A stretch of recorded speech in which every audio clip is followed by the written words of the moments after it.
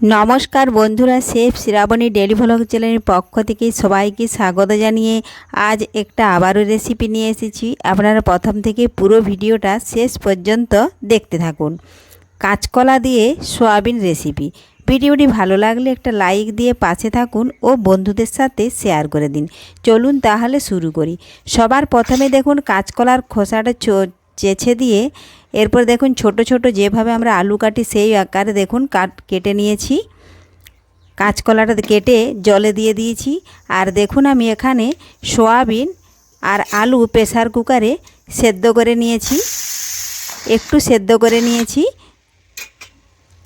এখন আমি কাঁচকলাগুলো একটা কড়ার মধ্যে কিছুক্ষণ ফুটিয়ে ওর কষ জলটা বের করে দেব, তাহলে তরকারিটা রান্না করার সময় আর কালো হয়ে যাবে না। তো দেখুন বন্ধুরা, আমি ধুয়ে নিয়েছি আর কড়ার মধ্যে আমি পরিমাণ মতো জল দিয়ে দিচ্ছি। দেব সামান্য পরিমাণে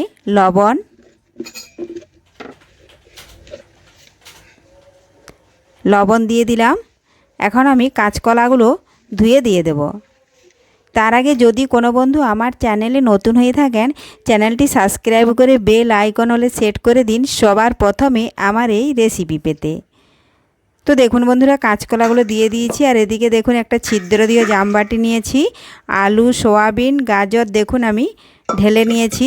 তাতে কিন্তু জলটা ঝরে যাবে। আর ওপর থেকে আমি কিছুটা ঠান্ডা জল দিয়ে দেব, তাহলে কিন্তু খুব শীঘ্রই ঠান্ডা হয়ে যাবে। আলুর খোসাগুলো তুলে নিতে হবে।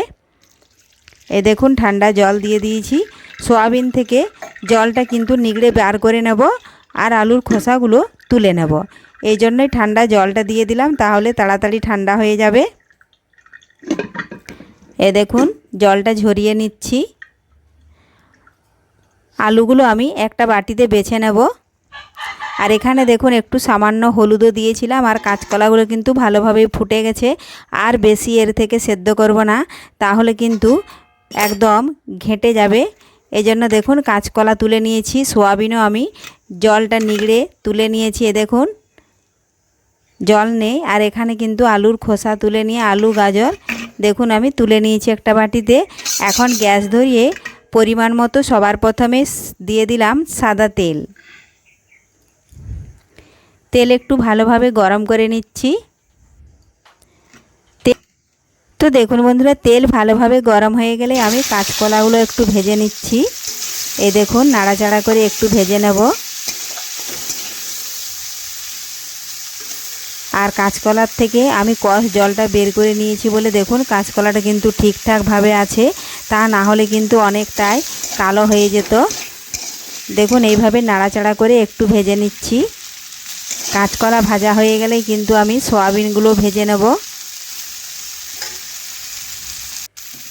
তো দেখুন বন্ধুরা, কাঁচকলাগুলো হয়ে গেছে। আমি এখন তুলে নিচ্ছি একটা অন্য বাটিতে। এখন আবারও কড়াইয়ের মধ্যে পরিমাণ মতো সাদা তেল দিলাম।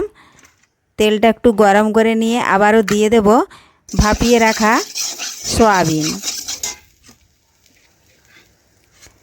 সয়াবিনটা যদি এইভাবে ভাপ তুলে নেওয়া হয়, তাহলে সয়াবিনের যে একটা গন্ধ থাকে সেটাও চলে যায় আর ভালোভাবে সেদ্ধও হয়।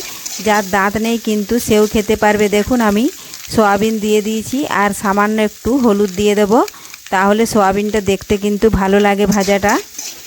দেখুন হলুদটাও নাড়াচাড়া করে মিশিয়ে নিচ্ছি।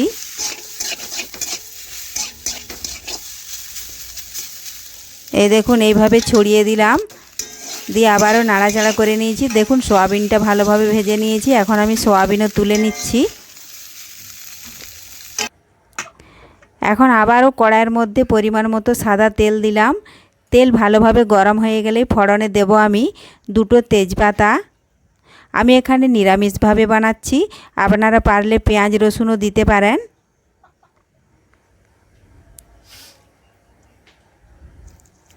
আপনারা তো বাড়িতে সয়াবিন বা কাঁচকলা অনেক রকমভাবে বানিয়ে খেয়েছেন। এই পদ্ধতিতে একবার বানিয়ে দেখুন, খেতে কিন্তু হেভি টেস্ট হয়।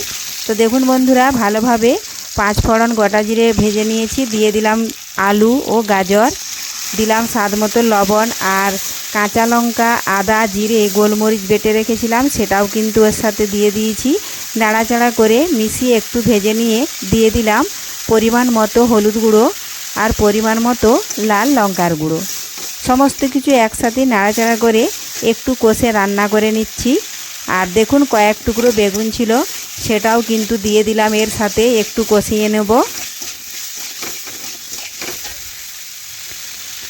একটু আমি মশলার বাটিটা ধুয়ে জল দিয়ে দিচ্ছি, কারণ মশলাটা শুকিয়ে গেছে।